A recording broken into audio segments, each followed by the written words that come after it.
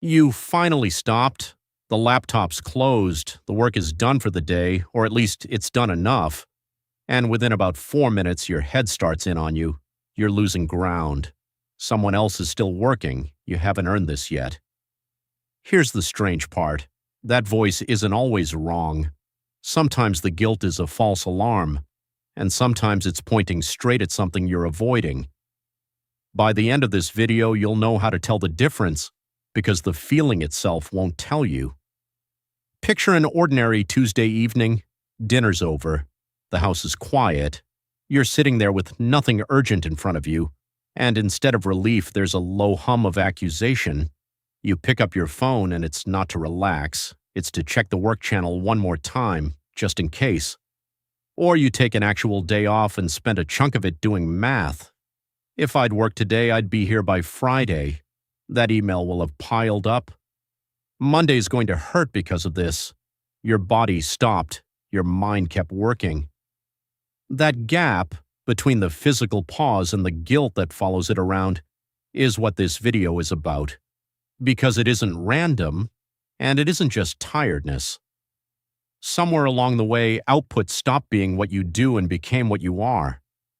When productivity is your identity, rest isn't neutral anymore. It's a small identity crisis. If I'm the person who delivers, who am I when I'm not delivering? There's also a safety layer underneath it. Plenty of people right now are working scared, staying visible, staying responsive, staying late, because stopping feels like leaving a door unlocked. In an economy where everyone seems replaceable, motion feels like protection, stillness feels like exposure, and then there's comparison. You can't see anyone else's recovery, only their output. You see the colleague who answers email at 11 p.m., the founder posting about their morning routine, the friend who apparently never stops. You compare your quiet evening against their highlight reel and your evening loses. So the guilt makes a kind of sense. It's the alarm system of a person who tied worth, safety, and status to constant production. The alarm isn't stupid, it's just miscalibrated. Now look at the rule hiding under that alarm. Most people carry it without ever saying it out loud. I may rest when everything is finished. Say it out loud and it falls apart. When exactly is everything finished? The inbox refills, the list regrows. Every completed project quietly generates 2 more. You are not 1 push away from done. There is no done. The closer you get to done, the more the definition of done seems to move. Which means a rule that says rest after everything is finished is really a rule that says never rest and feel guilty whenever you try.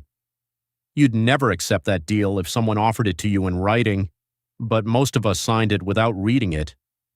An unfinished task list doesn't make rest irresponsible.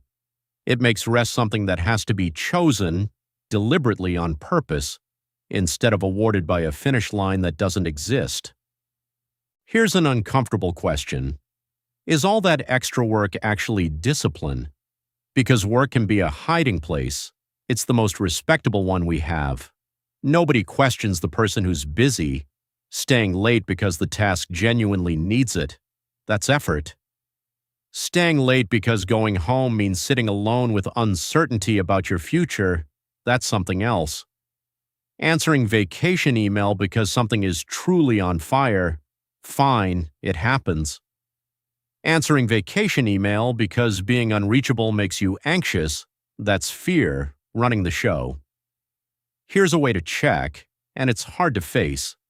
If stopping regularly produces something closer to panic than to fatigue, the work may no longer be only about the task. Real discipline can stop. Fear has a much harder time. That's one way to tell them apart. So what do you do with a feeling like that? The Stoics had a useful answer. A judgment isn't true just because it's loud. Guilt is a feeling. And a feeling is a report, not a verdict. You're allowed to open the report and ask whether it's accurate. I feel guilty, therefore I'm doing something wrong. A Stoic would call that sloppy reasoning. Sometimes guilt tracks a real failure. Sometimes it's just an old rule firing on schedule. Your job is to examine the charge, not to plead guilty automatically. Seneca wrote a whole essay about this confusion, on the shortness of life. His argument wasn't that busy people are virtuous, closer to the opposite. Life feels short mainly because we waste so much of it, and he counted frantic, unexamined busyness among the biggest wastes. Motion, for him, was never the same thing as purpose, so the move isn't push through the guilt, and it isn't obey the guilt. It's a third option. Decide with a clear head what this hour is actually for, and let the feeling protest if it wants to. Follow the logic one more step because this is where it stops being comforting and starts being demanding. Everything you're responsible for depends on the same thing: your judgment, your patience with people, your restraint when provoked, your ability to see a problem clearly and pick the right next move. Every one of those degrades when you're depleted, and you're usually the last person to notice it happening.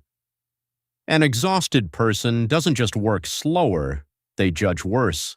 They snap at things that don't deserve it, avoid things that do, and mistake urgency for importance. If you've ever reread an email you sent at the end of a brutal week, you know exactly what a tired mind produces.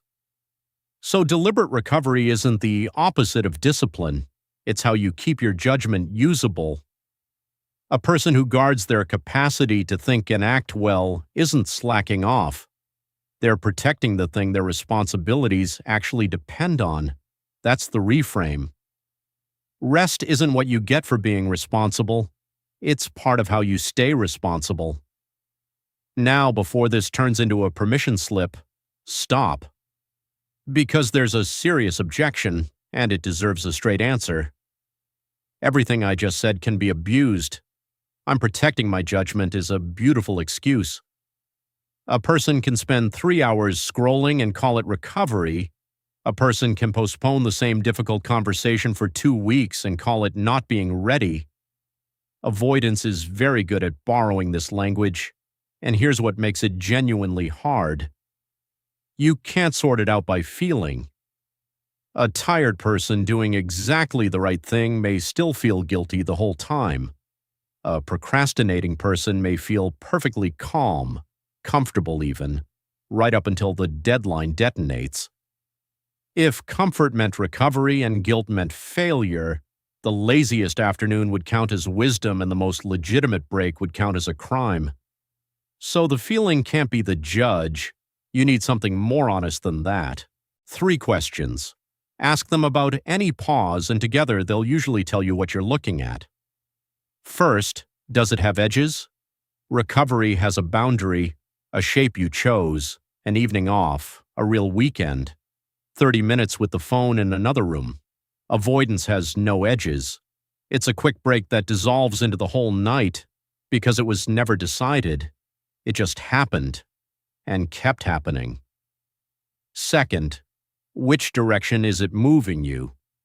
After genuine recovery, the task looks slightly smaller, or at least you feel more able to face it. After avoidance, the task has grown teeth and you feel foggier and a little ashamed.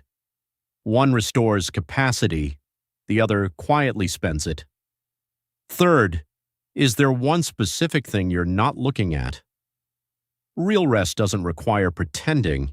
You can lie on the couch with the difficult task fully visible in your mind and still be resting.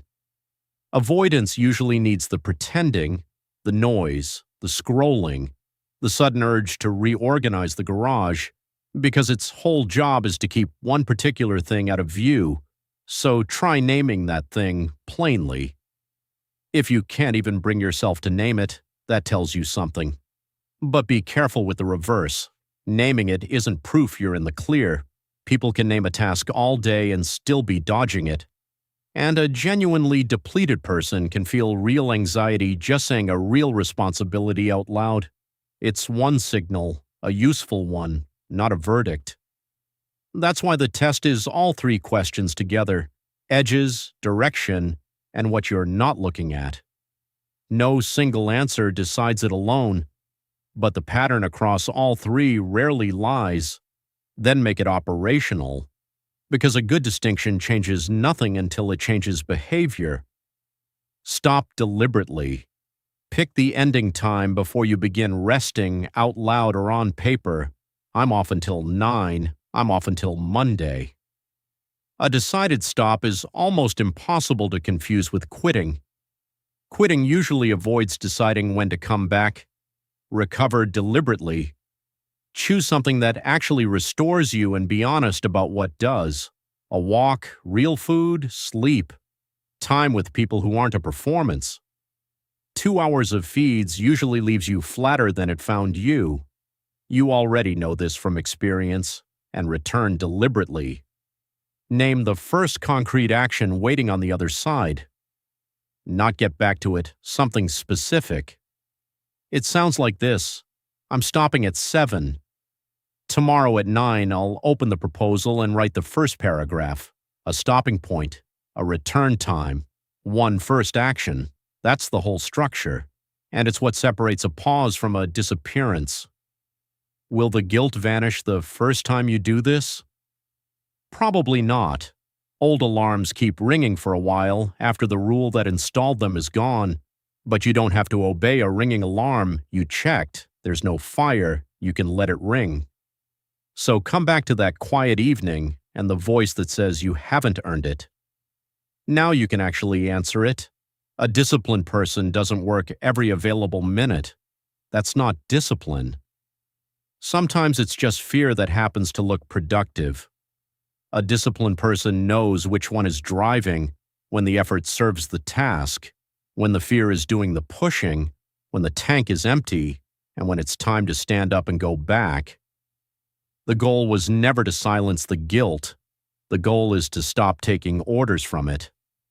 Rest isn't the opposite of your discipline. It's the part of it you kept skipping. If this helped you see the difference, subscribe. We take one hard pattern apart at a time.